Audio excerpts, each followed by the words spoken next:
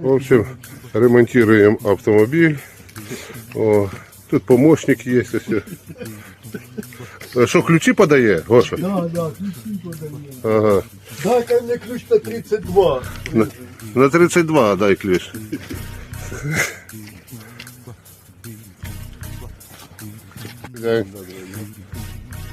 Оце він на 32. А ну, подай йому. Подай ключа.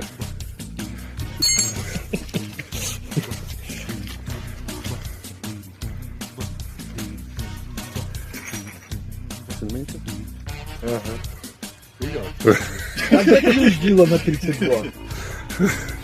Дай, Флотку, дай. Молодец, молодец.